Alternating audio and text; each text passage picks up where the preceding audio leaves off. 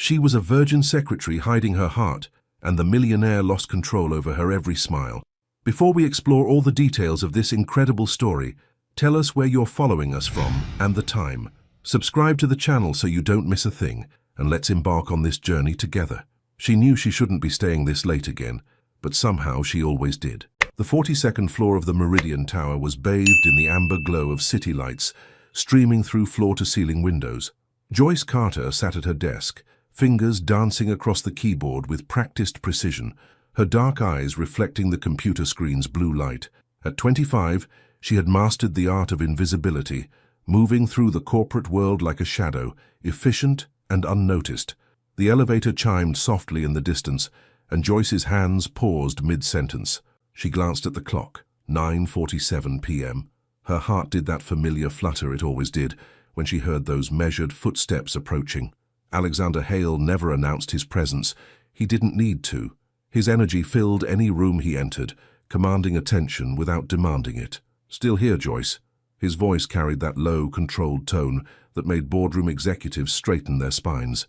She looked up from her screen, meeting his steel-gray eyes for exactly 3 seconds, long enough to be respectful, short enough to maintain professional boundaries. "Just finishing the quarterly projections, Mr. Hale. They'll be ready for tomorrow's meeting." Alexander stood in the doorway of his corner office, his tailored charcoal suit still immaculate despite the long day.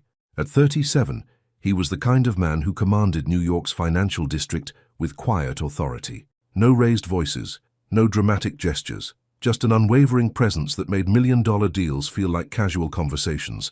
But Joyce had learned to read the subtle signs others missed. The way his jaw tightened slightly when a deal went south, how his fingers drummed once, just once, against his thigh when he was thinking, the almost imperceptible softening around his eyes when he looked at her work and found it flawless, which it always was. You don't have to stay so late," he said, stepping closer to her desk. "The projections can wait until morning." "I know." Joyce saved her document, the soft click of her mouse unnaturally loud in the quiet office. I like the silence up here. It's peaceful."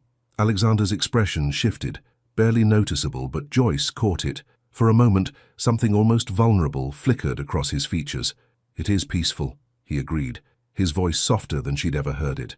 They stood in that quiet space between professional courtesy and something unnamed, the city sprawling endlessly below them. Joyce felt her pulse quicken as she realized he wasn't moving toward his office. Instead, he was studying her with an intensity that made her fidget with her pearl earring, a nervous habit she'd had since childhood. "Joyce," he said, and the way her name sounded in his voice made her stomach flutter. "Do you ever wonder what it would be like to just stop running the race for a while?" The question caught her off guard. In 3 years of working for Alexander Hale, she'd never heard him speak about anything beyond quarterly reports and market projections. This glimpse behind his perfectly constructed facade felt dangerous and thrilling. She began, then stopped.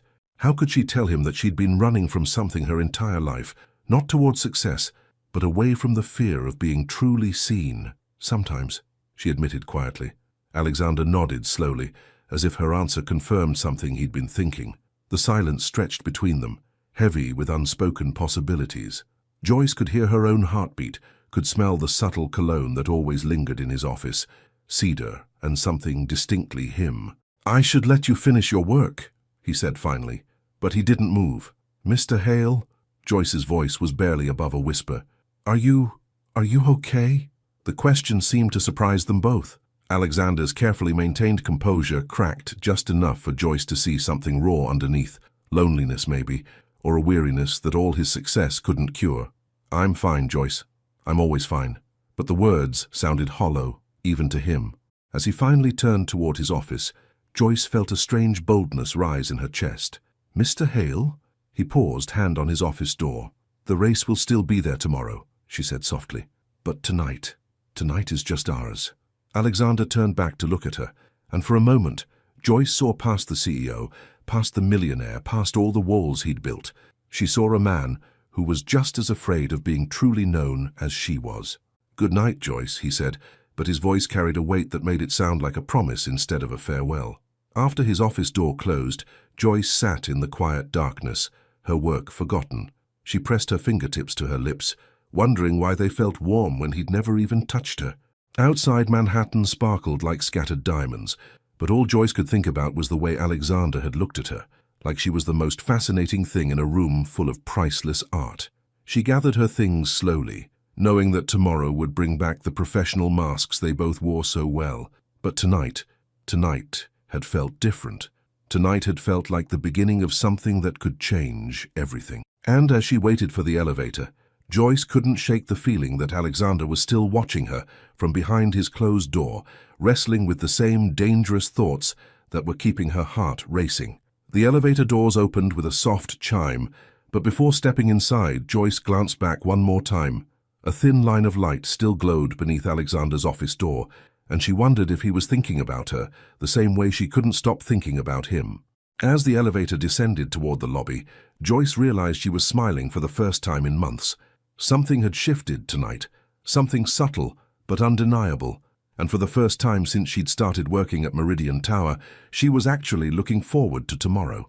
But she had no idea that 42 floors above her, Alexander Hale was standing at his window, watching her small figure disappear into the New York night, and wondering how his perfectly controlled world had just been turned upside down by a woman who thought she was invisible. What do you think happens when two people who've spent their lives hiding finally start to see each other?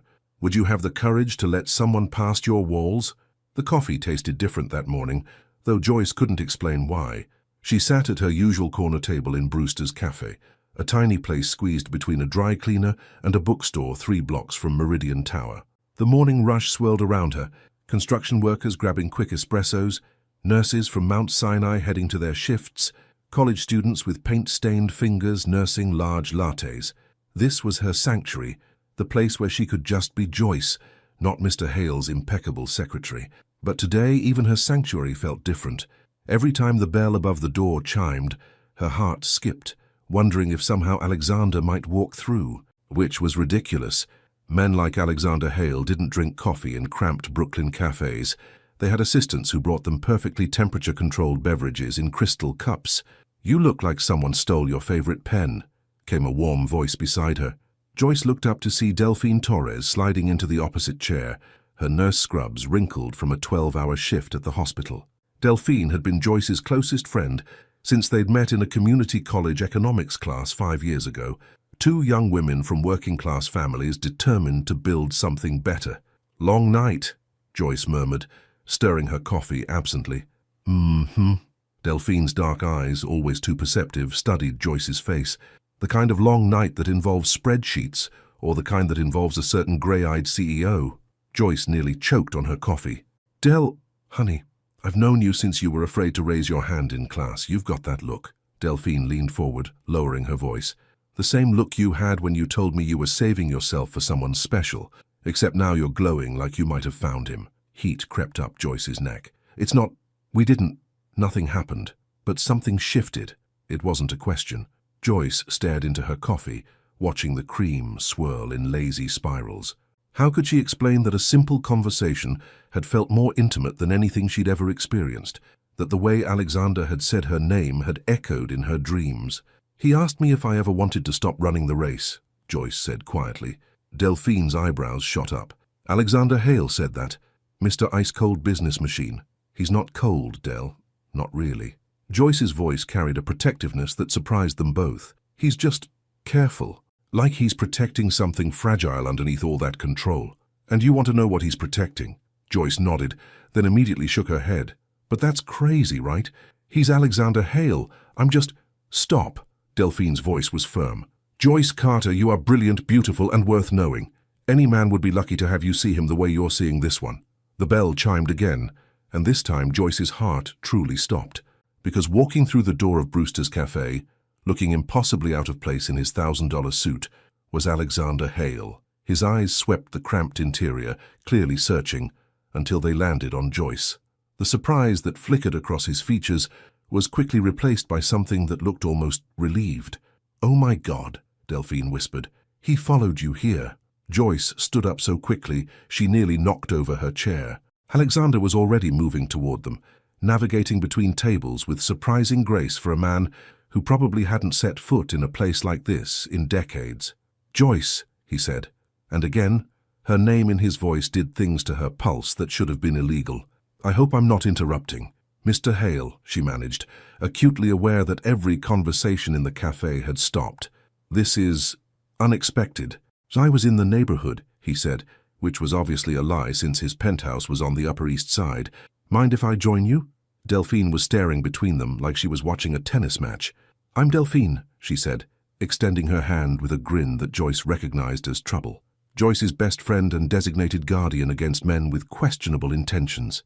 Alexander's lips twitched, the closest thing to a smile Joyce had ever seen from him. "Alexander Hale. And my intentions are—" He glanced at Joyce, still being determined. The honesty in his voice made Joyce's chest tight.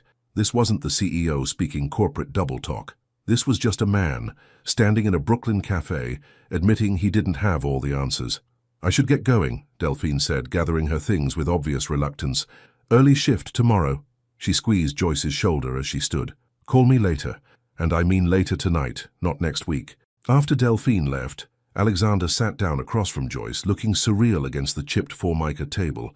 He ordered black coffee from Meredith, the 60-something owner who had clearly recognized him and was trying not to stare. "How did you know I'd be here?" Joyce asked. "I didn't." Alexander wrapped his hands around the ceramic mug Meredith had brought him, studying it like it held secrets. "I was walking, trying to clear my head, and I saw you through the window. You looked—" He paused, searching for words. "You looked like yourself. Not my secretary, not the woman who makes sure my world runs smoothly. Just Joyce." The way he said it made her feel exposed and cherished at the same time. "I've never seen you walk anywhere," she said softly. "I assumed you were always in the car or helicopter or private jet. I walk when I need to think. And lately," he met her eyes, "I've been thinking a lot." The cafe buzzed around them, but Joyce felt like they were in a bubble, separate from the morning rush and the real world. "About what?" Alexander was quiet for so long that Joyce wondered if he'd heard her. When he finally spoke, his voice was barely above a whisper. "About why I've spent 12 years building walls and why you make me want to tear them all down." Joyce's breath caught. This was dangerous territory, not just professionally, but emotionally. She'd spent her entire adult life being careful, being safe. But sitting across from Alexander in this tiny cafe, seeing the vulnerability he was trying so hard to hide, she felt reckless for the first time in her life. "Maybe," she said, her voice trembling slightly. "Walls aren't meant to last forever." Alexander looked at her like she'd just solved a puzzle he'd been working on for years. "Joyce." "Yes? Would you have dinner with me? Not for business. Not because I'm your boss. Just because I'd like to spend more time with the woman who drinks coffee in Brooklyn cafes and makes me forget why I thought being alone was safer." The question hung between them, heavy with possibility. Joyce thought about Delphine's words, about her own dreams of someone who would see her truly. She thought about the way Alexander's carefully controlled world had cracked open just enough to let her glimpse the man underneath. "Yes," she whispered, and watched something in his eyes kindle to life.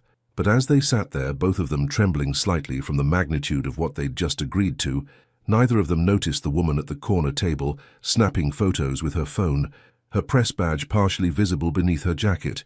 Some walls, once they start to crumble, bring everything else down with them. The restaurant Alexander chose wasn't what Joyce expected at all. Instead of some exclusive Manhattan establishment with marble floors and wine lists thicker than novels, he'd picked Rosalinda's, a family-owned Italian place in Little Italy, where the tables wore checkered tablecloths and the walls displayed 3 generations of family photos. The kind of place where the owner's grandmother still made pasta by hand in the back kitchen. Joyce stood outside the restaurant at exactly 7 o'clock, smoothing down her navy dress. The nicest one she owned, bought for her college graduation and worn only twice since. Her hands trembled slightly as she checked her reflection in the window. What was she doing?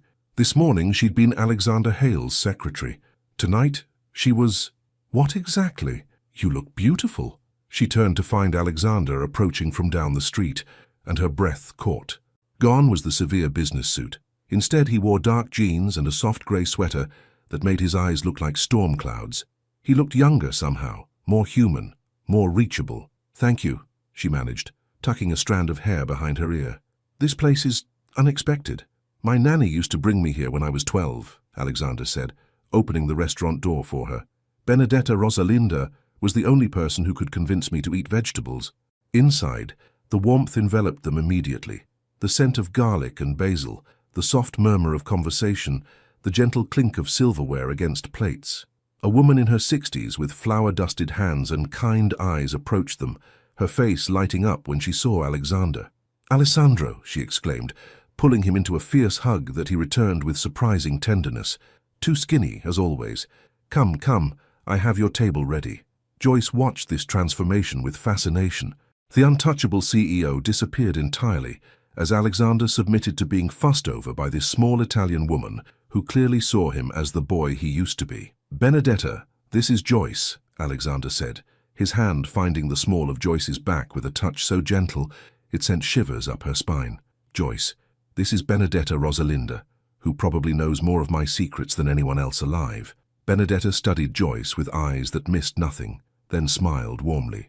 "Ah, finally. Someone who makes you remember how to smile with your whole face." They were seated at a corner table lit by candlelight, intimate without being oppressive. As Benedetta bustled away, promising to feed them properly, Joyce found herself alone with Alexander for the first time outside of work, and the silence felt charged with possibility. "She seems to know you well," Joyce said, unfolding her napkin with careful precision. "She knew my mother." Alexander's voice carried a weight that made Joyce look up sharply. "Before the accident, Benedetta used to say I had my mother's eyes and my father's stubborn chin." This was the most personal information Alexander had ever shared with her. Joyce felt the privilege of it, the trust implicit in his words. "How old were you?" she asked softly. 8. Alexander's fingers traced the rim of his water glass.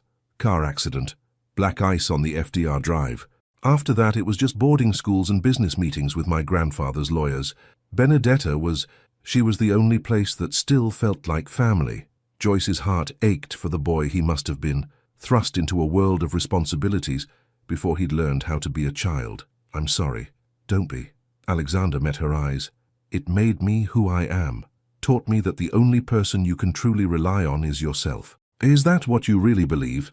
The question seemed to surprise him. He was quiet for a long moment, considering. "I used to, but lately—" He paused as Benedetta arrived with wine and a basket of bread that smelled like heaven. "Lately, I'm not sure about anything I used to believe." Benedetta poured their wine with ceremonial seriousness. "The usual for you, Alessandro, and for the beautiful Joyce." "What does he usually order?" Joyce asked, feeling bold. "Osso buco." "Since he was 12 years old, always the same thing." Benedetta's eyes twinkled. "Very predictable, this one." "Then I'll have something different," Joyce said, surprising herself. "Something he's never tried." Alexander raised an eyebrow, amused. "Feeling adventurous? Maybe it's time."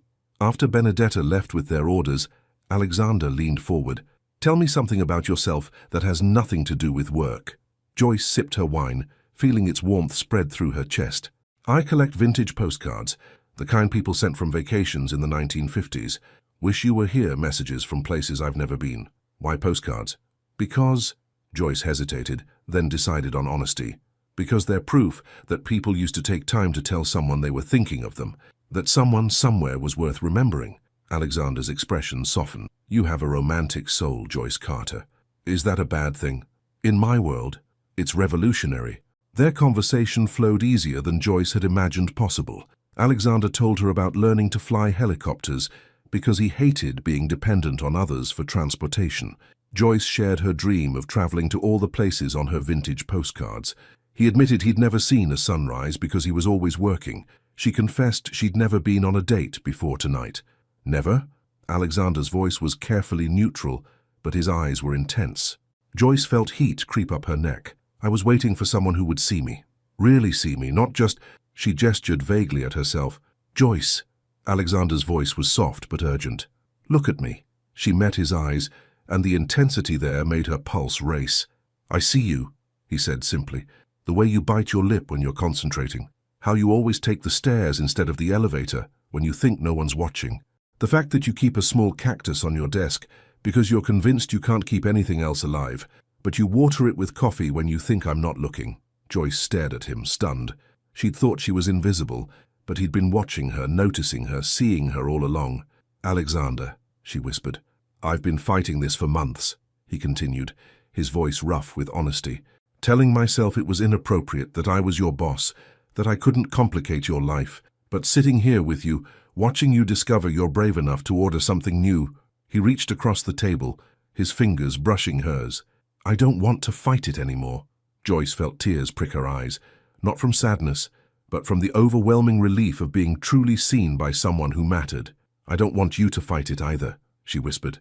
Alexander's thumb traced across her knuckles, such a simple touch that sent electricity through her entire body. Joyce, I need you to know something. If we do this, if we step off this cliff together, there's no going back. My life is complicated. There are people who will try to hurt you just to get to me. As if summoned by his words, Joyce's phone buzzed with a text from an unknown number. She glanced at it, then felt the blood drain from her face.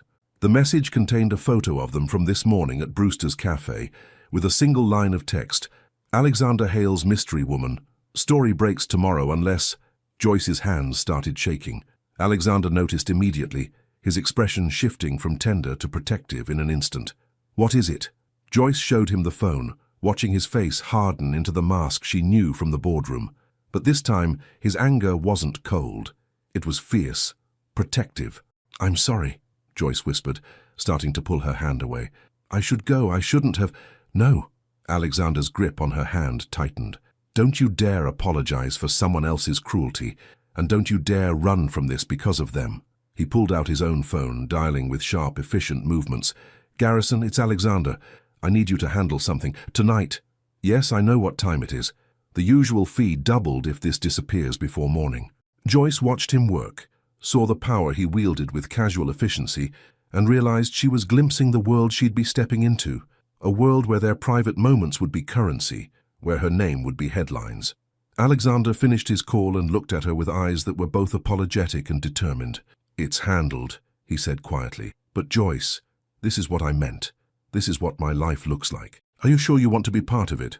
Joyce looked around the restaurant, at Benedetta laughing with another table, at the photos of families spanning generations, at the simple warmth of a place where love was measured in homemade pasta and gentle teasing. Then she looked back at Alexander, at this man who collected vintage helicopters but had never watched a sunrise, who commanded empires but still came to eat at the same table where his 12-year-old self had found comfort.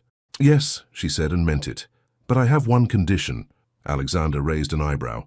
Tomorrow morning, Joyce said, her voice steady despite the magnitude of what she was agreeing to, you're going to watch the sunrise with me. Because if we're going to do this, if we're going to step off this cliff together, I want to see you discover something beautiful for the first time, too.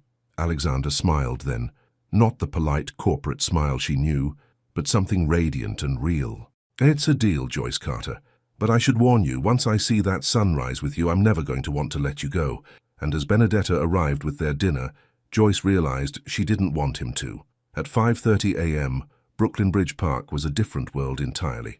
Joyce pulled her coat tighter as she walked along the waterfront promenade, her breath forming small clouds in the crisp October air. The city that never slept was taking one of its rare moments of quiet, just the gentle lapping of water against the pier and the distant hum of early morning traffic crossing the bridge above. She'd barely slept, replaying every moment of dinner, every word Alexander had spoken, every time his fingers had brushed hers, the way he'd looked at her when she'd suggested watching the sunrise together, like she'd offered him something precious he'd never thought to want.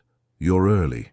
Joyce turned to find Alexander approaching from the direction of the subway station, and her heart did that familiar skip. He looked completely different from the man who commanded boardrooms in $1,000 suits, dark jeans, a thick wool coat, sneakers that looked like he'd actually walked in them. His hair was slightly mussed from the wind, and there was something almost vulnerable about seeing him like this, human, approachable, real. I couldn't sleep, she admitted as he reached her side.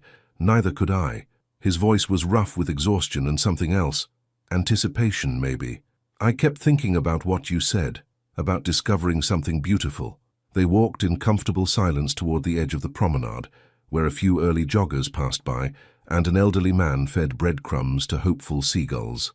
Joyce was acutely aware of Alexander beside her, the way he matched his longer stride to hers, how he instinctively moved to the side closest to the water.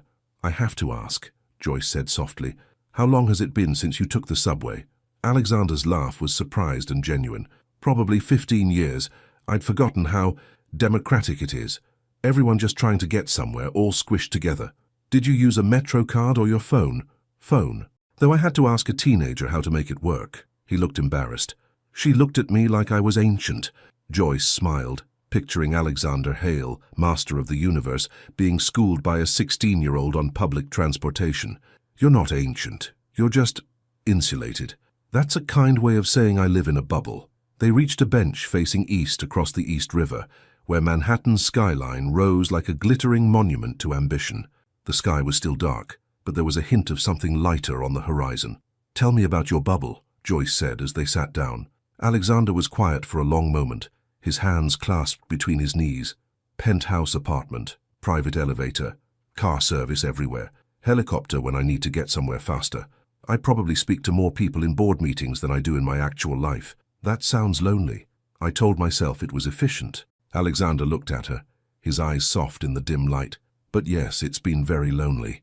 Joyce felt the weight of his admission, the trust it represented. What about friends, family?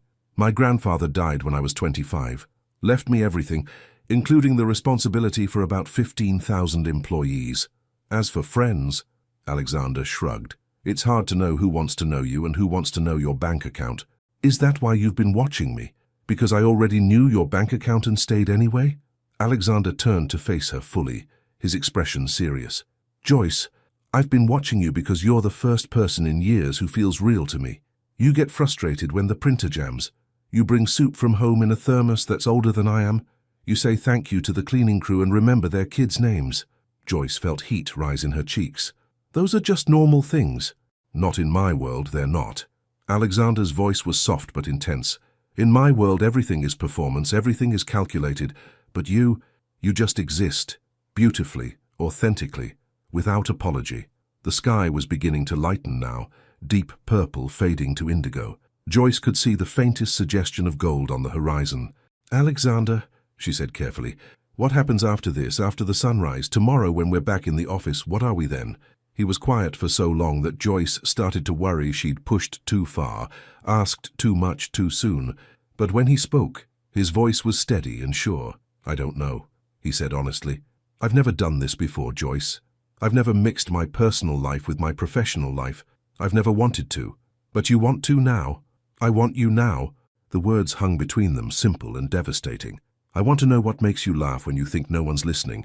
I want to show you places that exist beyond vintage postcards. I want to watch you discover that you're braver than you think, stronger than you know. Joyce's breath caught. And what do you want me to know about you? Alexander looked out at the water, considering. I want you to know that I learned to pilot helicopters because it's the only time I feel completely in control and completely free at the same time. I want you to know that I own 17 restaurants but eat alone most nights. I want you to know that I've built my entire life around being needed rather than wanted. And I'm terrified that if you really knew me, you'd realize there's nothing underneath worth wanting. The vulnerability in his voice broke something open in Joyce's chest. Without thinking, she reached for his hand, threading their fingers together. Alexander, she said softly, I've seen you comfort Benedetta when she was worried about her grandson's surgery. I've seen you quietly pay for the lunch of the homeless veteran who sits outside our building. I've seen you work 18-hour days, not because you love the power, but because you genuinely care about the people whose livelihoods depend on the decisions you make. Alexander stared at their joined hands like he couldn't quite believe they were real. You see too much, he murmured. Maybe you've been seen too little. The sky was definitely lighter now, pale gold bleeding through the indigo. A few early commuters were beginning to appear on the promenade, walking briskly toward the subway station. Joyce, Alexander said suddenly, urgency in his voice, there's something I need you to know before this goes any further. She felt her stomach clench. What? Yesterday, when that photographer threatened to run the story about us, my lawyer Garrison didn't just make it disappear. He found out who was behind it. Joyce's hand tightened in his. Who? Genevieve Ashford. She was someone I was involved with about 2 years ago. It ended badly. She's been looking for ways to hurt me ever since, and apparently, Alexander's jaw tightened. Apparently she decided you were the perfect weapon. Joyce felt cold suddenly, despite Alexander's warm hand in hers. What does that mean? It means she's going to try to make your life difficult. It means there will probably be more photographers, more invasions of privacy. It means stepping into my world comes with a price I never wanted you to have to pay." The sun was starting to show itself now, a brilliant sliver of gold peeking over the horizon. But Joyce barely noticed, her mind reeling with the implications of what Alexander was telling her. "Are you saying I should walk away?" she asked quietly. "I'm saying you should have all the information before you decide to stay." Joyce was quiet, watching the sun slowly emerge from behind the skyline. Around them, the world was waking up. Joggers, dog walkers, commuters hurrying to catch early trains. Normal people living normal lives, unburdened by the complications that seem to follow wealth and power. "Alexander," she said finally, "look at me." He turned, and in the growing light, she could see the fear in his eyes, not of Genevieve Ashford or photographers or complications, but of her walking away. "I grew up in a 2-bedroom apartment in Crown Heights," Joyce said steadily. "My mum worked double shifts at the hospital. My dad drove a city bus for 30 years. I learned early that anything worth having comes with a price, and the question isn't whether you can afford to pay it. The question is whether what you're getting is worth what you're giving up." The sun broke free of the skyline completely now, painting the sky in shades of gold and pink that took Joyce's breath away. Alexander was silhouetted against the light, his face shadowed, but his attention entirely focused on her. "And?" he asked quietly. Joyce looked at this man who had dismantled his carefully constructed world just to sit on a bench and watch the sunrise with her. This man who was offering her honesty instead of protection, truth instead of comfort. "And I think you're worth it," she said simply. Alexander's expression transformed, relief and something deeper flooding his features. He lifted their joined hands to his lips, pressing a soft kiss to her knuckles. "Joyce Carter," he said against her skin, "I think you might be the bravest person I've ever met, or the most foolish. Maybe both. Maybe that's what makes you perfect." As they sat there watching the sun climb higher, painting the water in shades of gold and sending light dancing across the Manhattan skyline, Joyce realized she wasn't afraid anymore. Not of Genevieve Ashford, not of photographers, not of the complications that would surely come. She was afraid of only one thing now, of how much she was already beginning to love this man who thought he was unworthy of being wanted. But as Alexander squeezed her hand and they watched their first sunrise together, Joyce decided that some fears were worth facing, especially when you didn't have to face them alone. Walking into Meridian Tower that Monday morning felt like stepping onto a stage where everyone knew the script except her. Joyce noticed the stares immediately, the way conversations stopped when she passed, the lingering glances from colleagues who had never paid her any attention before. At the security desk, Winston, the guard who had wished her good morning every day for 3 years, looked at her with something that might have been pity. "Morning, Miss Carter," he said quietly, sliding her building pass across the marble counter. You might want to take the express elevator today." Joyce's stomach clenched. "Why?" Winston glanced around nervously, then leaned closer. "There's been some talk, photos. I'm sure it's nothing, but..." He shrugged helplessly. The elevator ride to the 42nd floor felt endless. Joyce stared at her reflection in the polished steel doors, trying to project the same professional confidence she'd worn like armor for 3 years. But underneath, her heart was racing with dread. The executive floor was buzzing with an energy that felt dangerous. Conversations died as she walked to her desk, replaced by the kind of whispers that felt like tiny knife cuts. Joyce sat down at her computer, hands trembling slightly as she logged in, and immediately understood what Winston had been trying to warn her about. Her inbox was flooded with emails, most from addresses she didn't recognize. Subject lines like "saw the photos" and "gold digger much?" and worse things that made her stomach turn. But it was the email from Cordelia Mansfield, Alexander's longtime executive assistant, that made her blood run cold. "Ms. Carter, please see me immediately, CM." Cordelia's office was 3 doors down from Alexander's, a smaller but no less intimidating space filled with expensive art and the kind of understated luxury that screamed old money. Cordelia herself was 60-something, silver-haired, and had been with the company longer than Joyce had been alive. She was also, Joyce had always suspected, deeply protective of Alexander in a way that went beyond professional duty. "Sit," Cordelia said without preamble, gesturing to the chair across from her desk. Joyce sat, folding her hands in her lap to keep them from shaking. "I assume you've seen the photographs," Cordelia continued, her voice crisp and cold. "What photographs?" Cordelia turned her computer monitor around. On the screen was a gossip website Joyce had never heard of, with a headline that made her feel sick. Billionaire's Brooklyn beauty, Alexander Hale's secret romance exposed. The photos were tastefully invasive. Joyce and Alexander at Brewster's Cafe walking into Rosalinda's, sitting close together on the bench at Brooklyn Bridge Park. The captions were worse than the images, speculating about Joyce's background, her motivations, her convenient position as Alexander's secretary. 27 years I've worked for this company, Cordelia said, her tone sharp enough to cut glass. 27 years of watching ambitious young women try to use their proximity to Mr. Hale for personal gain. Joyce found her voice. It's not like that. Isn't it? Cordelia leaned back in her chair, studying Joyce like a specimen under a microscope.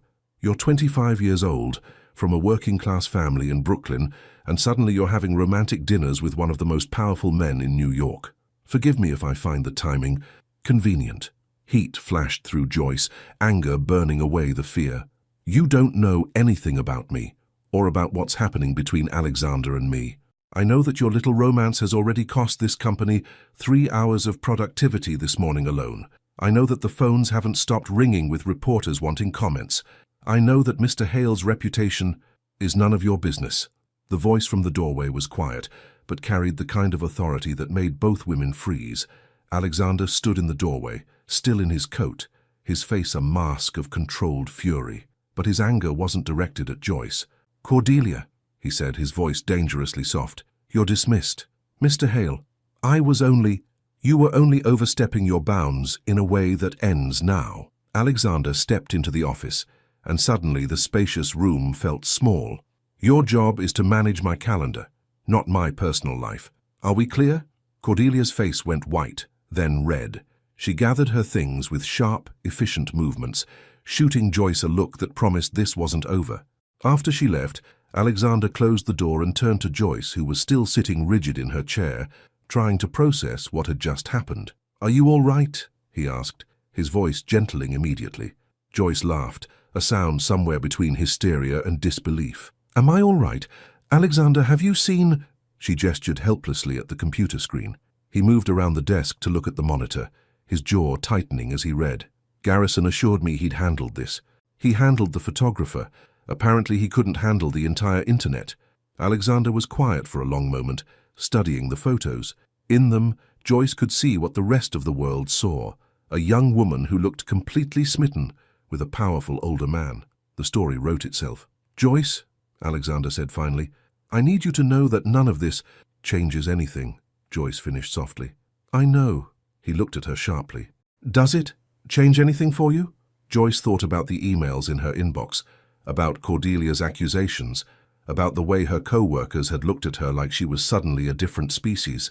She thought about what it would be like to walk into this building every day knowing that everyone was watching, judging, waiting for her to prove them right about her motivations.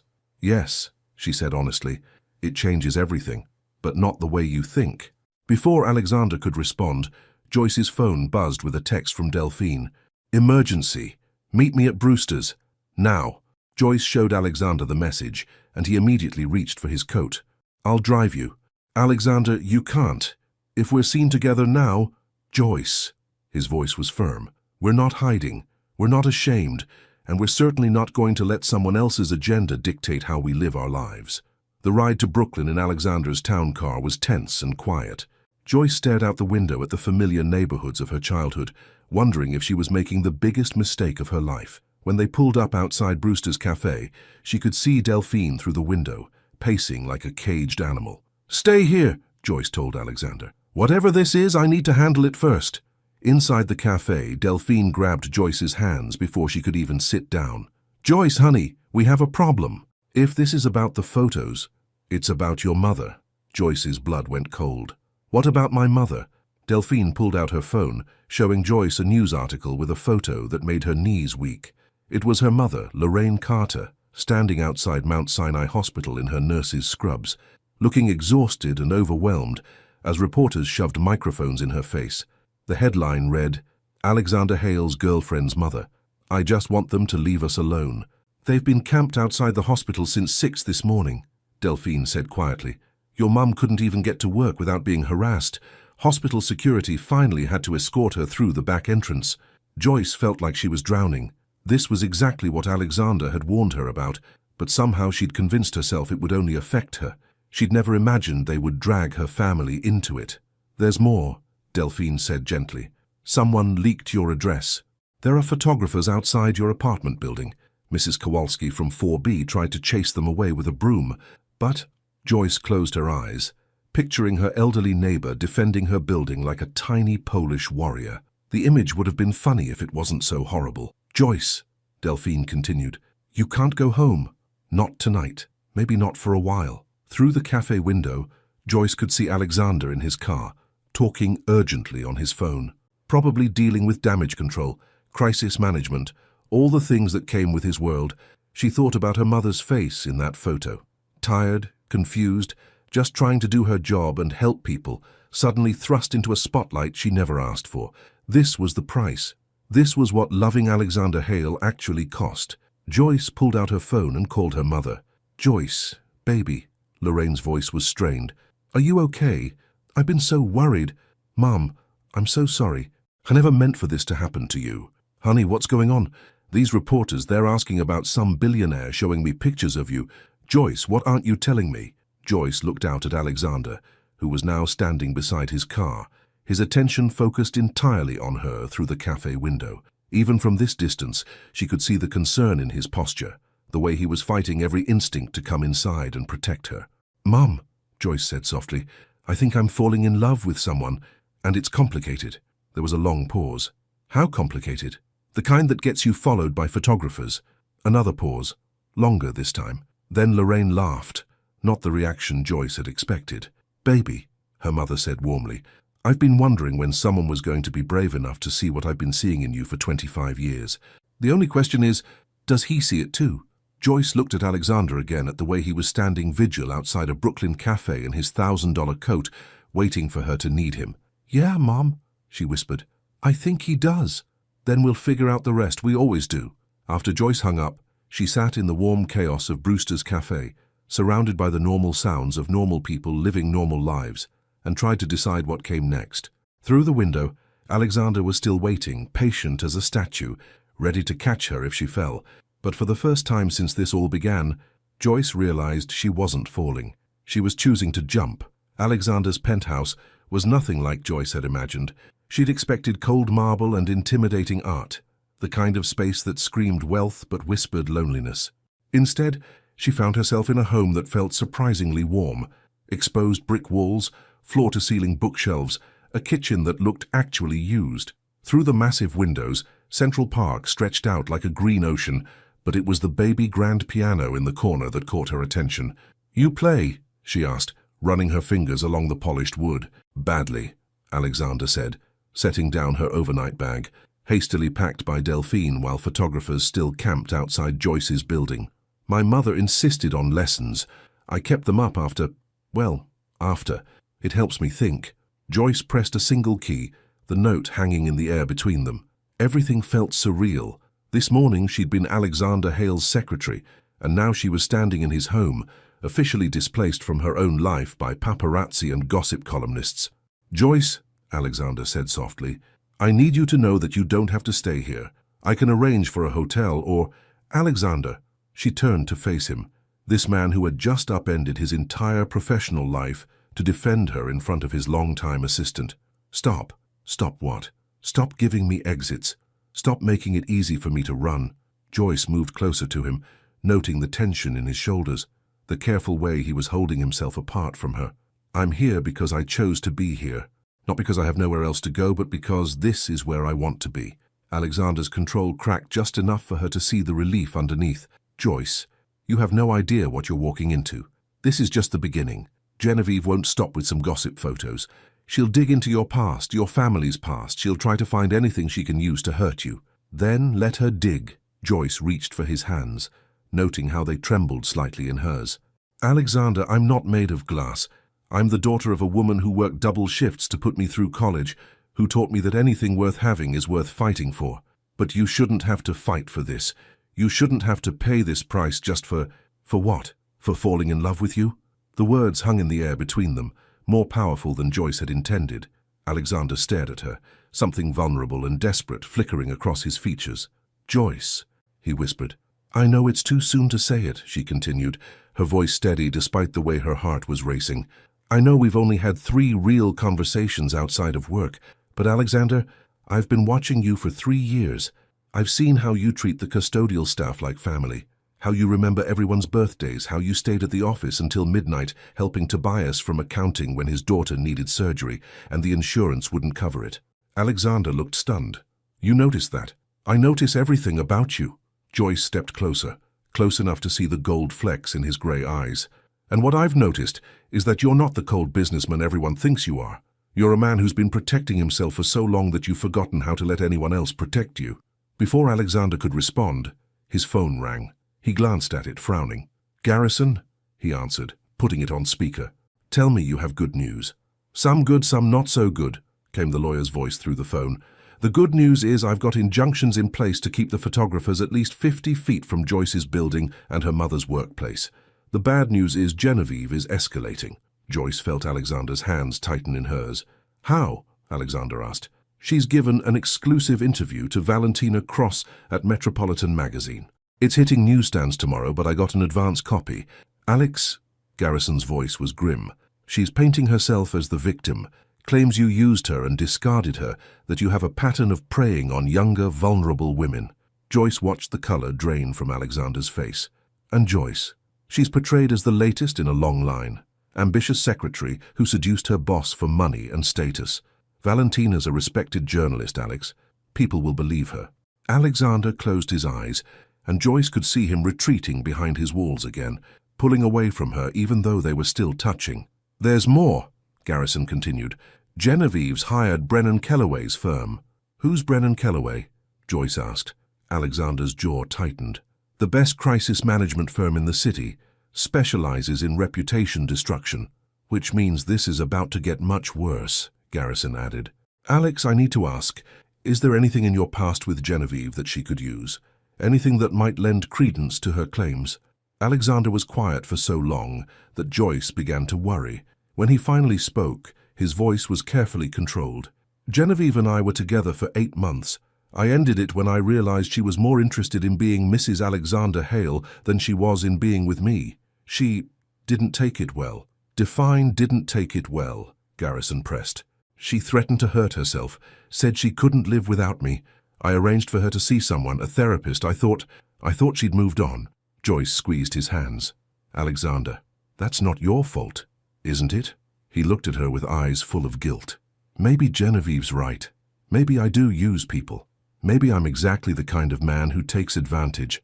Stop. Joyce's voice was sharp enough to cut through his spiral. Alexander Hale, look at me. He met her eyes reluctantly. The man I know spent 3 hours last Christmas Eve personally delivering bonuses to employees who couldn't make it to the office party because they were caring for sick family members. The man I know quietly pays for the coffee of every veteran who comes into the lobby. The man I know just risked everything to defend me in front of someone he's worked with for decades. Joyce? Garrison's voice came through the phone, gentler now. I hate to interrupt, but we need to discuss strategy. This article hits tomorrow, which means we have about 12 hours to get ahead of it. Alexander straightened, slipping back into CEO mode. What do you recommend? We could arrange an interview, get your side of the story out there, show the real Alexander Hale, not the caricature Genevieve's painting.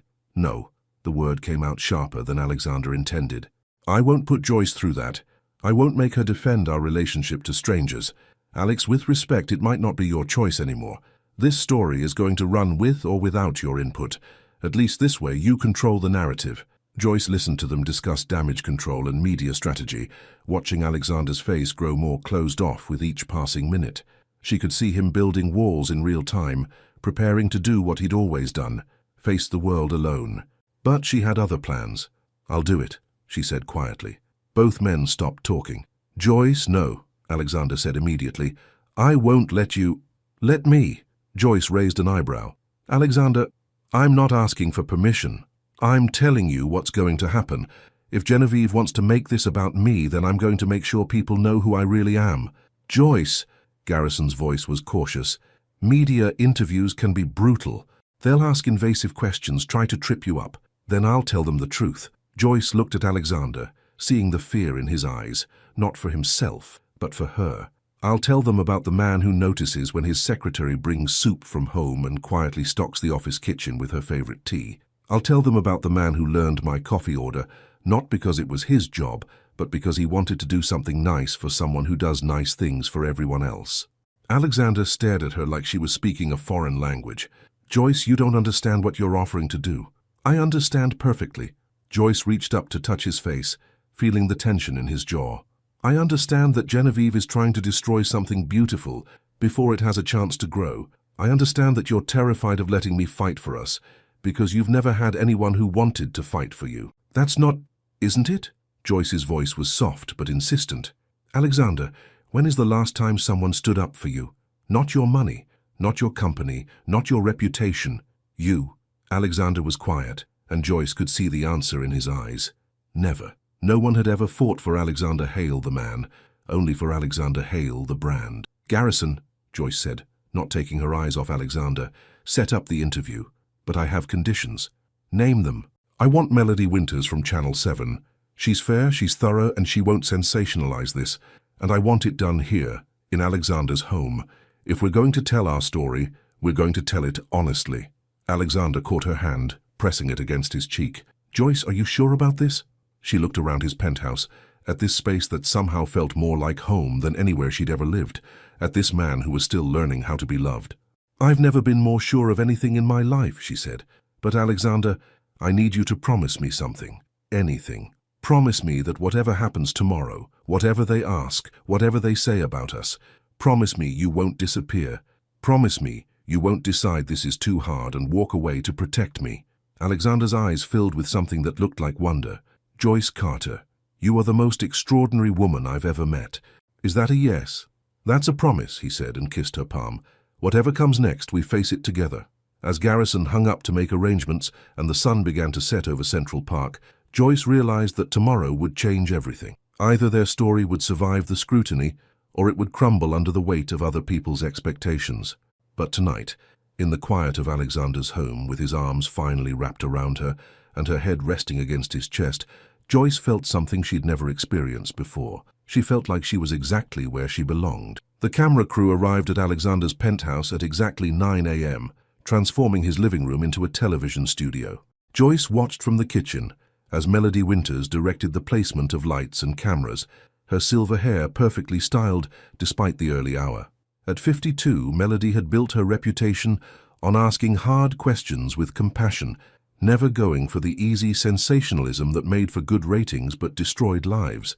You don't have to do this, Alexander said for the 10th time that morning, adjusting his navy tie with nervous precision. Joyce smoothed down her emerald dress, borrowed from Delphine, who had arrived at dawn with moral support and a selection of camera-appropriate outfits. Alexander, we've been over this. I'm ready. But as she said it, Joyce's hands trembled slightly. The morning papers had been brutal. Metropolitan magazine's cover story painted her as a calculating opportunist who had seduced her wealthy boss, while Genevieve was portrayed as a heartbroken victim, warning other women about Alexander's predatory pattern. The worst part was how convincing it all sounded when stripped of context and nuance. Joyce, Melody approached, her expression kind but professional. I wanted to go over a few things before we start. Some of these questions are going to be uncomfortable. I'll ask about your relationship timeline, your motivations, your background. The key is to stay calm and tell your truth.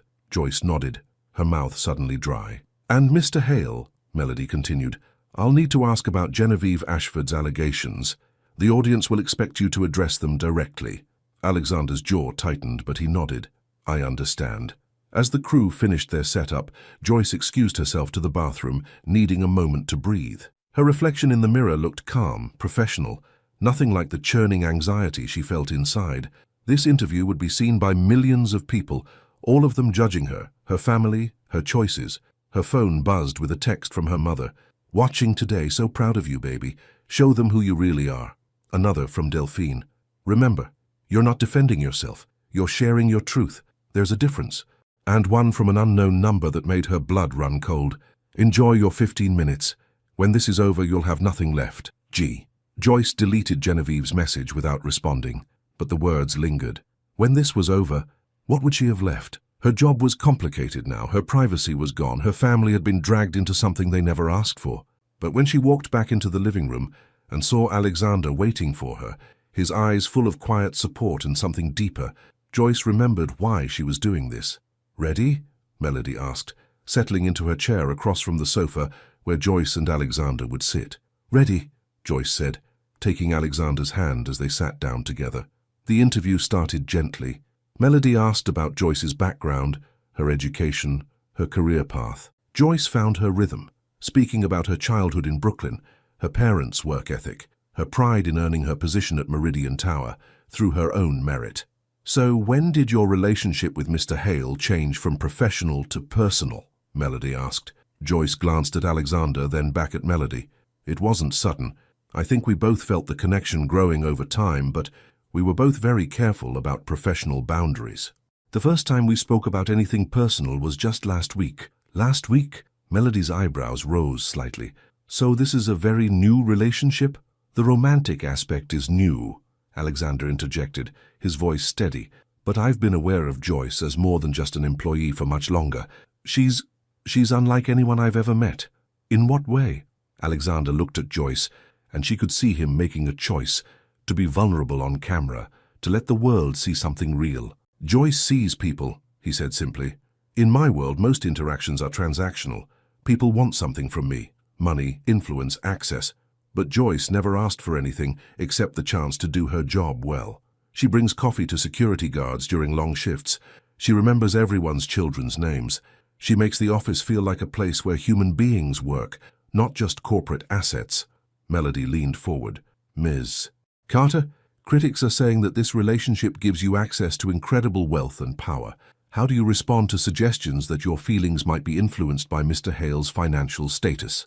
Joyce had practiced this answer, but sitting under the bright lights, she abandoned her prepared response. "I understand why people might think that," she said honestly. "When someone has as much money as Alexander does, it's easy to assume that's what attracts people to him. But here's what those critics don't know.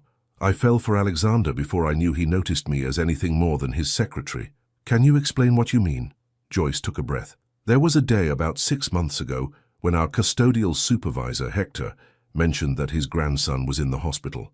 Alexander didn't just express sympathy, he quietly arranged for the company's best health insurance to cover the entire family, and then he personally visited the hospital. Not for publicity, not for tax benefits.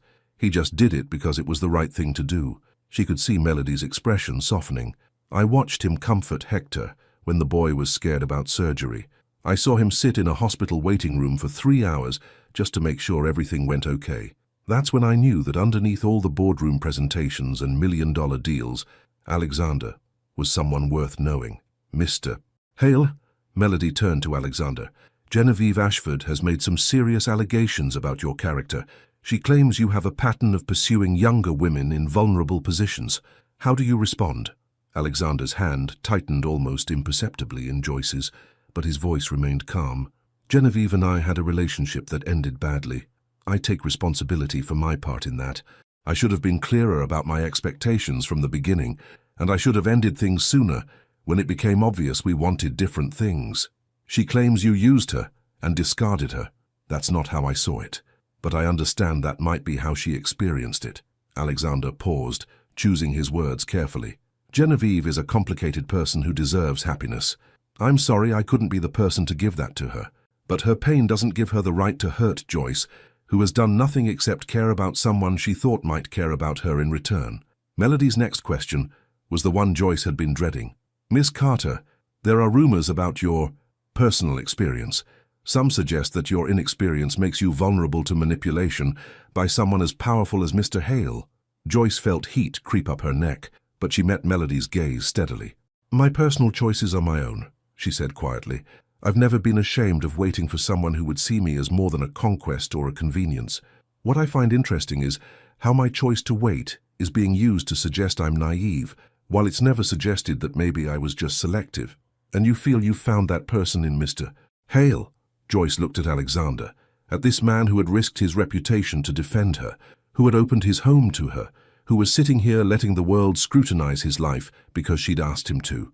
"I feel like I found someone worth fighting for," she said simply. The interview continued for another 20 minutes, covering their plans for the future, the media attention, the impact on their work relationship. Through it all, Joyce felt Alexander's steady presence beside her, his quiet strength anchoring her when the questions got too invasive. As the crew packed up their equipment, Melody pulled Joyce aside. "That was beautifully done," she said quietly. "You came across as genuine, thoughtful, and strong. Don't let anyone convince you otherwise." After everyone left, Joyce and Alexander sat in the sudden quiet of his living room, the weight of what they'd just done settling over them. "Do you think it will help?" Joyce asked. "I think you were magnificent," Alexander said, pulling her closer on the sofa. "Whatever happens next, people saw who you really are today." Joyce's phone buzzed with notifications, social media mentions, text messages, missed calls. The world was already reacting to their interview, but for the first time since this all began, Joyce wasn't afraid to look. Because sitting in Alexander's arms, she realized something important. She didn't need the world's approval anymore. She had something more valuable than that. She had someone who saw her completely and loved her anyway. "Alexander," she said softly, "whatever the reaction is, I want you to know, I don't regret any of this. Even if it costs you everything." Joyce thought about her old life, the careful boundaries, the safe choices, the quiet, invisible existence she'd built to protect herself from being hurt. "Especially then," she whispered, "because what we have, it's worth more than everything I thought I wanted to protect." And as New York City buzzed with opinions about their love story, Joyce Carter finally understood what it meant to be brave. The interview changed everything, but not in the way Joyce expected. 3 days after it aired, she sat in Alexander's home office, scrolling through social media reactions while he worked on his laptop across from her. The responses were split. Some people saw exactly what Joyce had hoped they would see, calling her genuine and brave. Others remained convinced she was a gold digger with excellent acting skills. But it was the message from Cordelia Mansfield that morning that had truly surprised her. "I owe you an apology," the email read.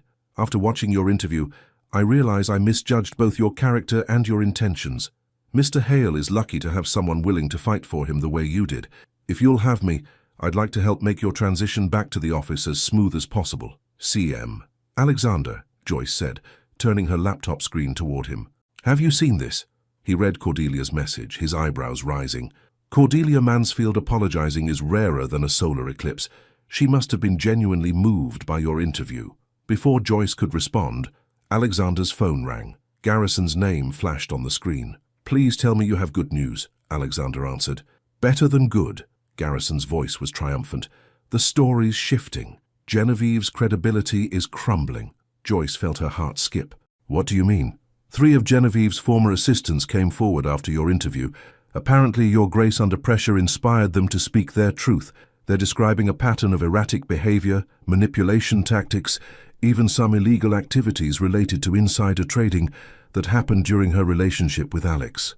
Alexander sat back in his chair, stunned. "Insider trading?"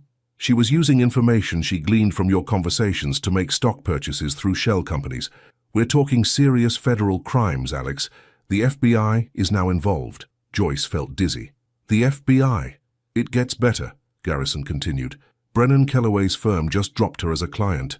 Apparently, when they did their due diligence for the reputation campaign, they uncovered things that made them very nervous. They've sent all their files to federal investigators." Alexander reached for Joyce's hand. "So what does this mean for us?" "It means the narrative has completely flipped. Genevieve went from victim to villain overnight. The same publications that ran her story are now running exposés about her business practices. Joyce, your interview didn't just defend your relationship, it accidentally brought down a woman who's been committing financial crimes for years."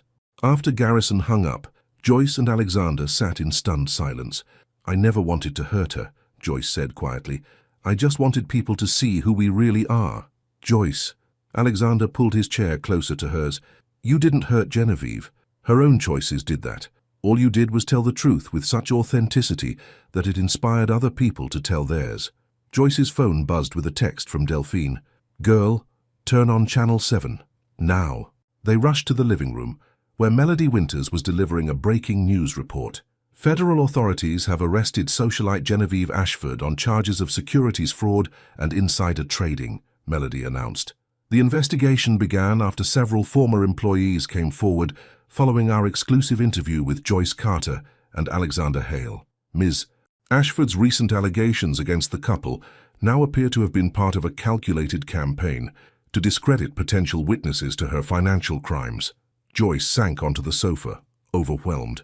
Alexander, this is insane. 3 days ago, we were the scandal. Now what are we? Free, Alexander said simply, sitting beside her. For the first time in weeks, we're free to just be us. But even as he said it, Joyce could see something troubled in his expression. What's wrong? She asked. Alexander was quiet for a long moment. Joyce, I need to ask you something, and I need you to be completely honest with me. Her stomach clenched. Okay. Are you staying with me because you love me? Or because everything else in your life has been turned upside down, and I'm the only stable thing left? The question hit Joyce like a physical blow. Alexander, how can you ask me that? Because I've been thinking about what you've sacrificed. Your privacy, your normal life, your ability to just exist without being watched and judged. And I'm terrified that when the dust settles, when your life goes back to normal, you're going to realize that what you thought was love was actually just trauma bonding. Joyce stared at him, seeing the fear he was trying so hard to hide. Is that really what you think? I think you're the strongest, most genuine person I've ever met. And I think you deserve better than a life where loving me means living under a microscope. Alexander Hale, Joyce said, standing up and facing him. Do you remember what I told you the first night we had dinner, about collecting vintage postcards? He nodded, confused by the change of subject.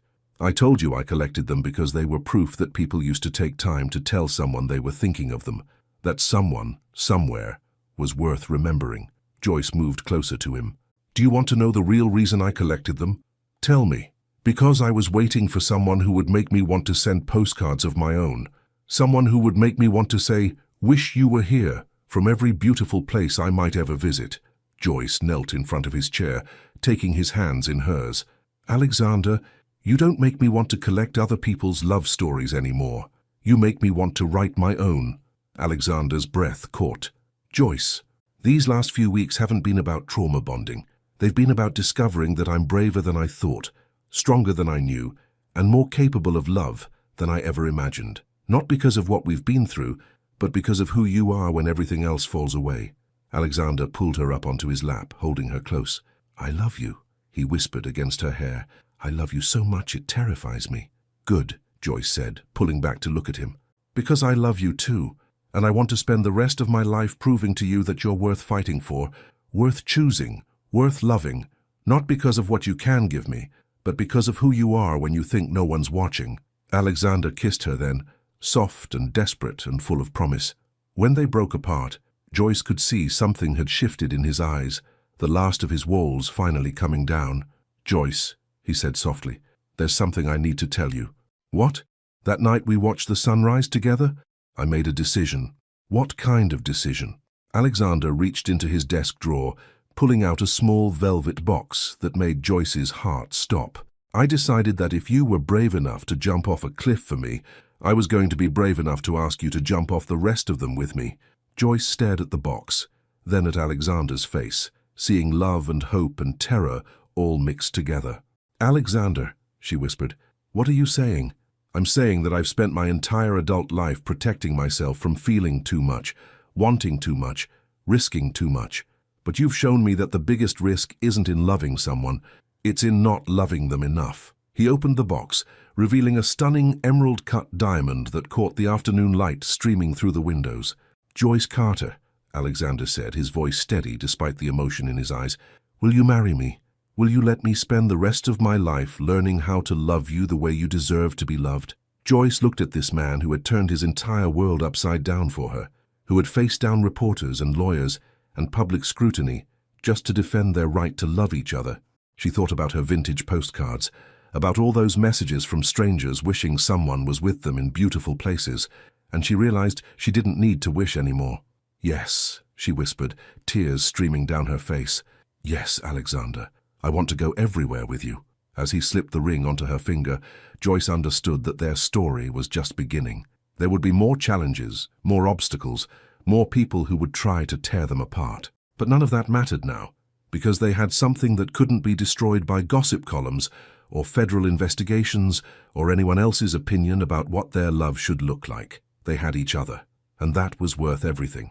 The engagement ring felt strange on Joyce's finger as she walked into Meridian Tower the next morning. She'd spent an hour that morning in front of the mirror, trying to decide whether to wear it to work. The emerald-cut diamond caught the light in a way that seemed to announce itself, and Joyce wasn't sure she was ready for the attention it would bring.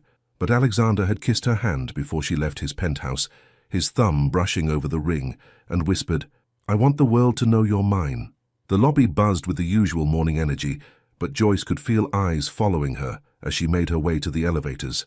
Winston at the security desk gave her a knowing smile and a thumbs up, making her cheeks warm with happiness and embarrassment. On the 42nd floor, the atmosphere was different than she'd expected. Instead of whispered gossip and sideways glances, her colleagues greeted her with genuine warmth.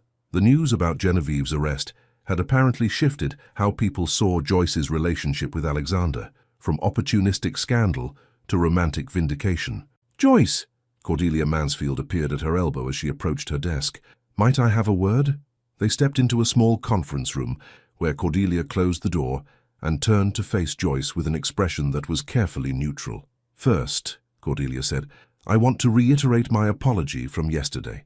I've worked for this company for 27 years, and I've become protective of Mr. Hale in ways that sometimes cloud my judgment. You don't need to apologize again, Cordelia. I understand why you were suspicious. You're very gracious." Cordelia's eyes flicked to Joyce's left hand. "I see congratulations are in order." Joyce felt heat creep up her neck. "We haven't made any official announcements yet."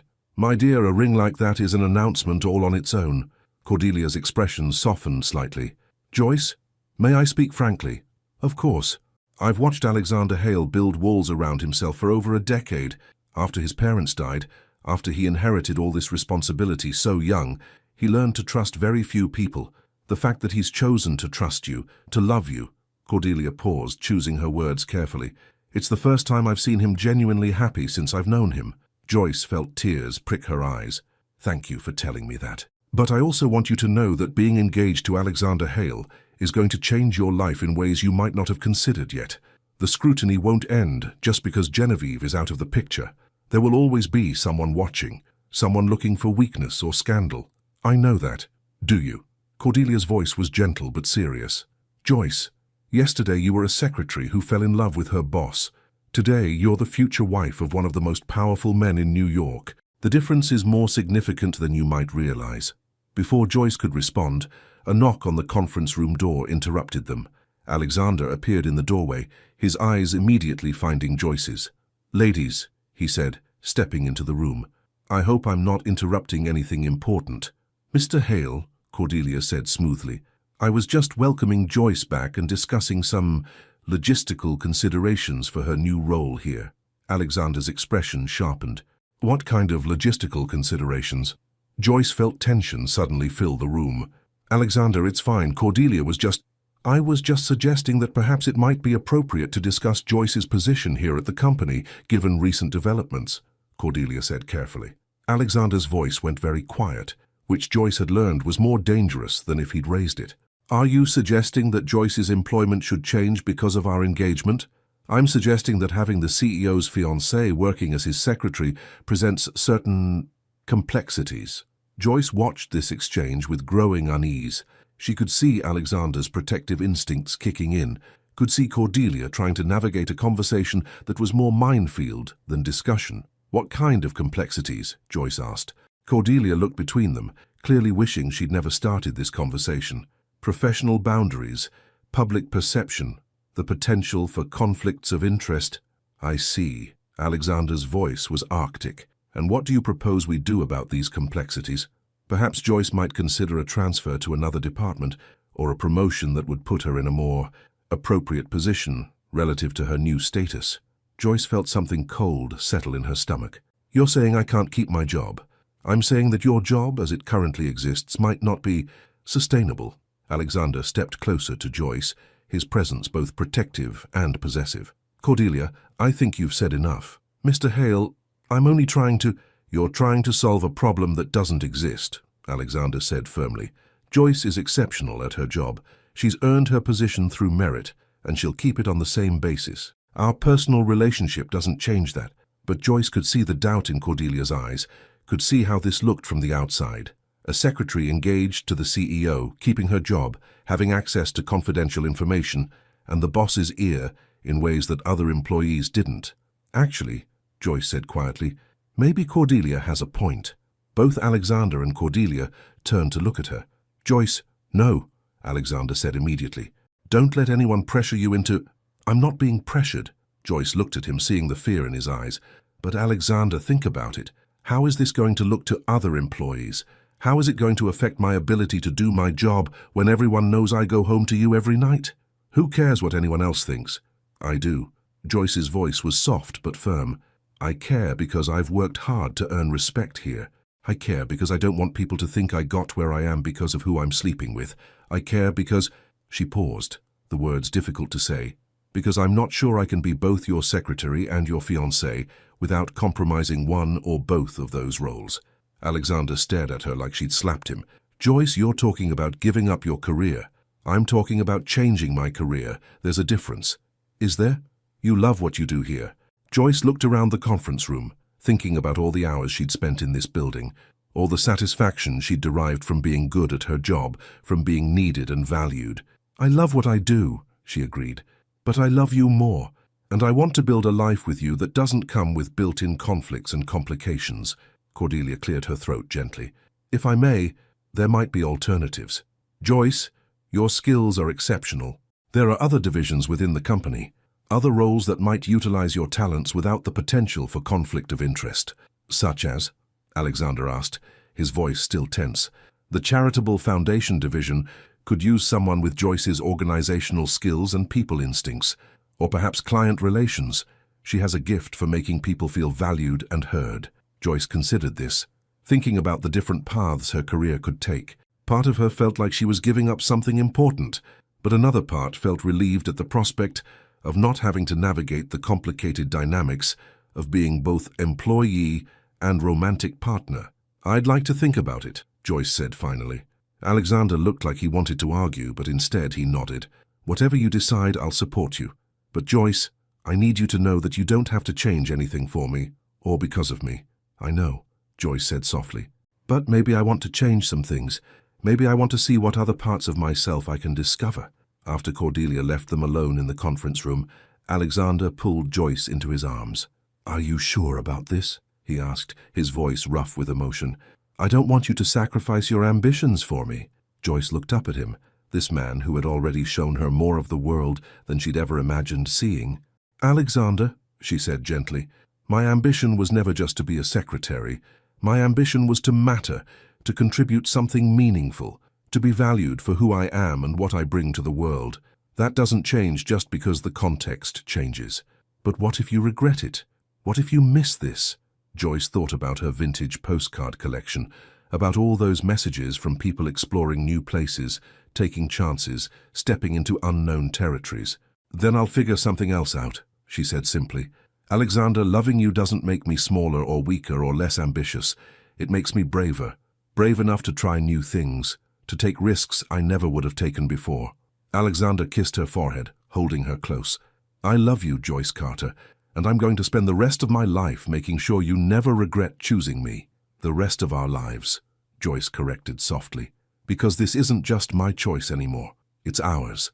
As they stood there in the quiet conference room, holding each other while the city buzzed with activity below them, Joyce realized that this was what love really looked like. Not just the butterflies and passionate kisses, but the hard conversations and the willingness to change and grow together. She was giving up her job as Alexander's secretary, but she was gaining something infinitely more valuable. A partner who would support her evolution, who would encourage her to become more than either of them had imagined possible. And as she felt the weight of her engagement ring against Alexander's back, Joyce understood that some endings were really just beginnings in disguise. 6 months later, Joyce stood in the bathroom of Rosalinda's restaurant, staring at her reflection and trying to calm her racing heart.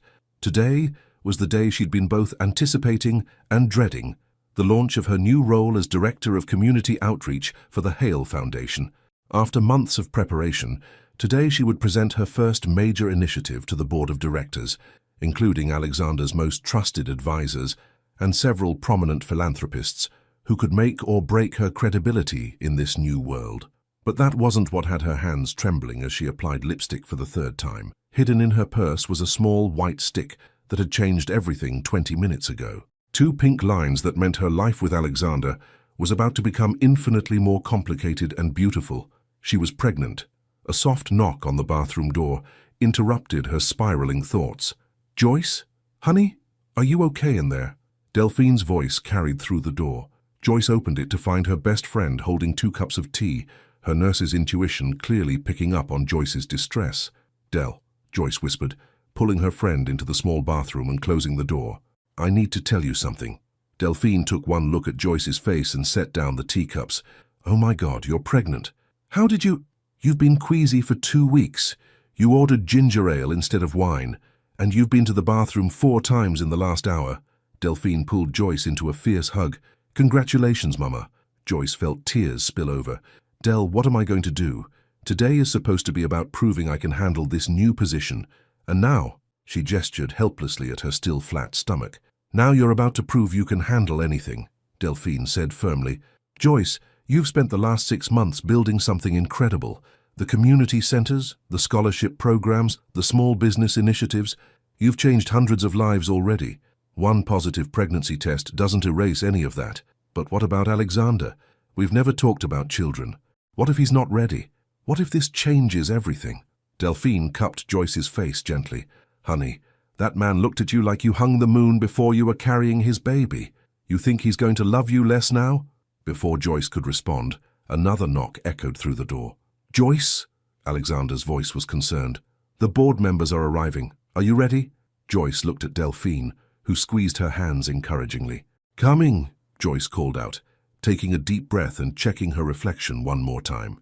The main dining room of Rosalinda's had been transformed for the presentation. Benedetta had insisted on hosting the event, claiming that any important announcement involving her Alessandro and his beautiful Joyce needed to happen somewhere with proper food and family atmosphere. As Joyce entered the room, she saw the board members seated around tables adorned with Benedetta's best linens and centerpieces of fresh flowers. Alexander stood near the makeshift presentation area, his eyes immediately finding hers across the room. The love and pride she saw there steadied her racing pulse. "Ladies and gentlemen," Alexander began, his voice carrying easily through the room, "6 months ago, I asked you to trust me when I proposed expanding our foundation's mission. Today, Joyce Carter is going to show you why that trust was well placed." Joyce moved to the front of the room, the small stick in her purse feeling like it weighed 1,000 pounds. But as she looked at the faces before her, some skeptical, some curious, all waiting to see what she'd accomplished, she felt her professional confidence return. "When Alexander first asked me to lead the community outreach division," Joyce began, "I knew I was taking on more than just a new job. I was accepting the responsibility to use privilege and resources to create real, lasting change in communities that have been overlooked for too long." She clicked to her first slide, showing before and after photos of the community center in Crown Heights, where she'd grown up. 6 months ago, this building was abandoned. Today, it serves hot meals to over 200 families a week, provides after-school tutoring to 60 children, and houses a small business incubator that has already helped launch 12 new enterprises. The room was quiet, attentive. Joyce could see Mortimer Ashworth, the foundation's longest-serving board member, leaning forward with interest. "But this isn't just about buildings or programs," Joyce continued, clicking to a photo of a young girl raising her hand in a classroom. "This is Keisha Williams. 6 months ago, she was failing 4th grade. Today, she's reading at a 6th grade level because she has a safe place to do homework and volunteers who believe in her potential." Joyce moved through her presentation, sharing story after story of lives touched, dreams realized, communities strengthened. With each slide, she could see the skepticism in the room transforming into genuine amazement. "The numbers are impressive," said Lucinda Fairmont, a prominent philanthropist known for her tough questions. "But how do we know this success is sustainable? How do we know you can maintain this level of impact long-term?" It was the question Joyce had been expecting, the one that cut to the heart of every doubt she'd had about her own abilities.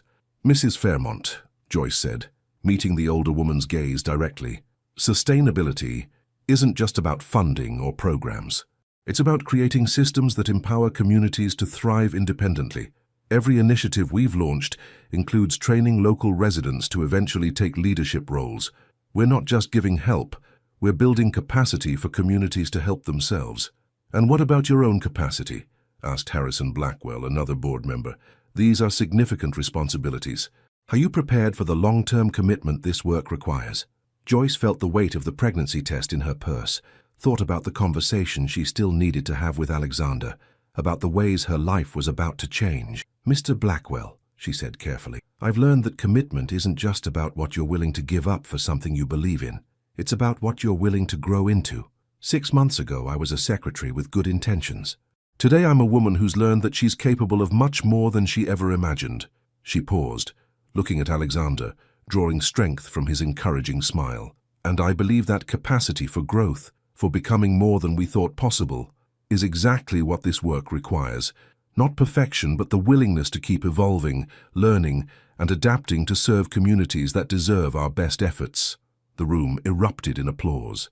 Joyce could see heads nodding, impressed murmurs exchanged between board members. But it was the expression on Alexander's face that made her chest tight with emotion, pride, love, and something that looked like awe. After the formal presentation ended and board members mingled over Benedetta's famous osso buco, Alexander found Joyce on the small patio behind the restaurant. That was incredible, he said, pulling her into his arms. Joyce, I've never been more proud of anyone in my entire life. Thank you, she whispered against his chest, breathing in the scent that had become home to her. The board is going to approve the expansion of your budget, Alexander continued. Mortimer just told me he's never seen a more compelling case for community investment. Joyce pulled back to look at him, this man who had believed in her potential before she'd even known it existed. Alexander, she said softly, there's something I need to tell you. Something in her tone made his expression shift from celebration to concern. What is it? Joyce, if someone said something to upset you. No, it's not that. Joyce took his hands in hers, feeling the familiar strength and warmth of his fingers. Alexander, how do you feel about children? He blinked, clearly not expecting that question. Children? I've never really thought about it. Why? Joyce's heart hammered against her ribs. Because I'm pregnant. Alexander went very still. For a moment, the only sounds were the distant chatter from inside the restaurant and the hum of evening traffic on the street. Pregnant, he repeated, his voice carefully neutral. About 6 weeks, I think. I just found out today, right before the presentation. Alexander, I know we never planned this. I know the timing is complicated. Joyce, his voice was soft, wondering. Are you okay? How do you feel? The question surprised her. She'd expected concern about timing, about their careers, about the practicalities of a baby. Instead, he was asking about her. Scared, she admitted. Excited. Overwhelmed. All at the same time. Alexander was quiet for a long moment, his hands still holding hers. Then, slowly, a smile began to spread across his face. We're going to have a baby, he said, as if testing the words. We're going to have a baby, Joyce confirmed. Alexander's smile became radiant. He lifted her off her feet, spinning her around the small patio while she laughed and held onto his shoulders. Joyce Carter, he said, setting her down but keeping his arms around her. You continue to amaze me. Today, you proved you can change the world, and now you're telling me we're going to create a life together? Are you happy about this? Happy? Alexander cupped her face in his hands. Joyce, I've been living in black and white my entire life, and you've shown me colors I didn't know existed. The thought of creating a child with you, of watching you become a mother, of building a family together. He kissed her softly. I've never been happier about anything. Joyce felt tears spill over, but for the first time in months, they were purely tears of joy. I love you, she whispered. Even when everything changes, even when life gets complicated, I love you. Everything's going to change, Alexander agreed, his thumb brushing away her tears. But Joyce, the most important thing, us, this love we've built, that's never going to change. That's our foundation, and it's strong enough to support whatever we build on top of it. As they stood there in the gathering dusk, holding each other while the sounds of celebration drifted from inside the restaurant, Joyce realized that this was what happily ever after actually looked like. Not a destination, but a journey. Not perfection, but the willingness to grow together through whatever came next. So, Alexander said softly, what do you think? Ready for the next adventure? Joyce looked at this man who had taught her to be brave, who had shown her that love was worth every risk, who was now offering to explore the greatest unknown territory of all, parenthood, with her. "With you?" she said, standing on her toes to kiss him. "I'm ready for anything." 2 years later, Joyce stood at the window of her office in the renovated brownstone that housed the Hale Foundation, watching her 18-month-old daughter Isla toddle around the small garden below under the watchful eye of Benedetta. The little girl had Alexander's determined grey eyes and Joyce's infectious laugh, and watching her discover the world with fearless curiosity never failed to fill Joyce with wonder. "Mama work?" Isla had asked that morning, pointing to the foundation building as they walked past it on their way to the park. "Mama's work," Joyce had confirmed, lifting her daughter to show her the bronze plaque by the entrance that read, "Joyce Carter Hale Community Foundation, building bridges, changing lives." The foundation had grown beyond anything Joyce had imagined possible. What had started as community outreach had evolved into a comprehensive network of programs spanning education, housing, small business development, and healthcare access. The Crown Heights Center alone now served over 1,000 families, and they'd opened 5 additional locations across Brooklyn and the Bronx. But the work had changed Joyce too. The nervous secretary who had once hidden behind professional boundaries was gone, replaced by a woman who commanded boardrooms with quiet confidence, who spoke at conferences about sustainable community development, who had been featured on the cover of Philanthropist Quarterly as one of 30 under 30 leaders changing urban America. "Knock, knock," came a familiar voice from her office doorway. Joyce turned to see Delphine entering with 2 cups of coffee and her characteristic warm smile. Her best friend now served as the Foundation's Director of Health Services, having left Mount Sinai to join Joyce's mission after seeing the impact they were making. "How did the site visit go?" Joyce asked, accepting the coffee gratefully. "The new Bed-Stuy location is perfect. Close to 3 schools, accessible by public transportation, and the community leaders are already mobilizing volunteers." Delphine settled into the chair across from Joyce's desk. "I swear sometimes I can't believe this is our life now." "What do you mean?" "I mean, remember when you were terrified to order something different at Rosalinda's? Now you're designing programs that are being replicated in cities across the country." Joyce laughed, thinking about how much had changed. The woman who had once collected vintage postcards from places she'd never been had traveled to 12 states in the past year, consulting with other foundations and community organizations about implementing similar programs. "Speaking of which," Delphine continued, "Senator Hawthorne's office called. They want you to testify before the subcommittee on urban development next month. Congressional testimony." Joyce felt a familiar flutter of nerves, but it was excitement now rather than fear.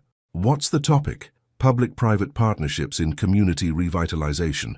Apparently your model is being considered for federal funding." Before Joyce could respond, the sound of the front door opening echoed through the building, followed by Isla's delighted squeal of "Dada." Joyce's heart did the same little skip it had done for 3 years whenever Alexander arrived. She heard his voice in the garden, probably being subjected to a detailed toddler's explanation of whatever fascinating thing Isla had discovered among Benedetta's flower beds. A few minutes later, Alexander appeared in her doorway, with Isla in his arms, both of them slightly grass-stained and completely happy. "Ladies," he said, nodding to Delphine before his eyes found Joyce's. "How was the morning?" "Productive," Joyce said, standing to greet them. "How was the playground?" "Educational," Alexander replied seriously. "Did you know that slides are more fun when you go down backwards, and that swings can be used for deep, philosophical discussions about whether birds get tired?"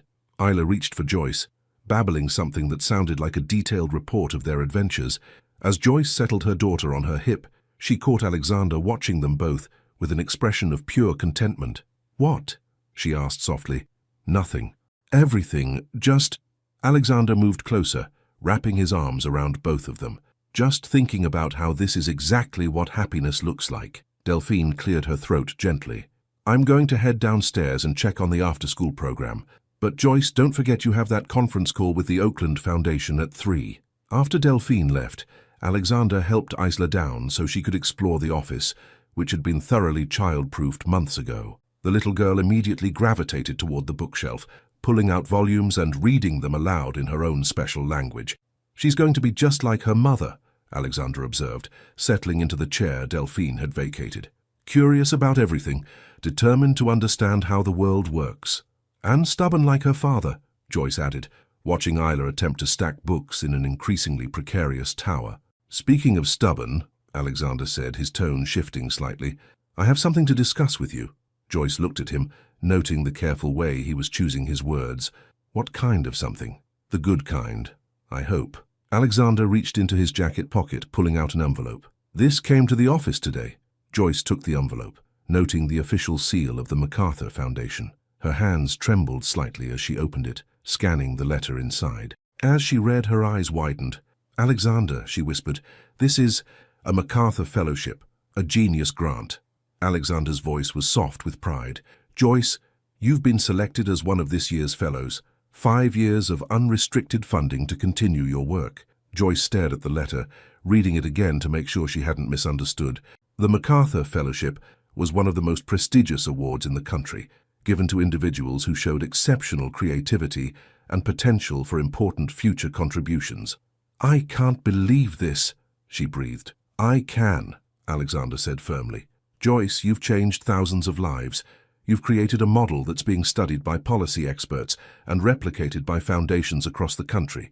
You've proven that sustainable community development isn't just possible, it's scalable. Joyce looked up from the letter to find Alexander watching her with eyes full of love and admiration.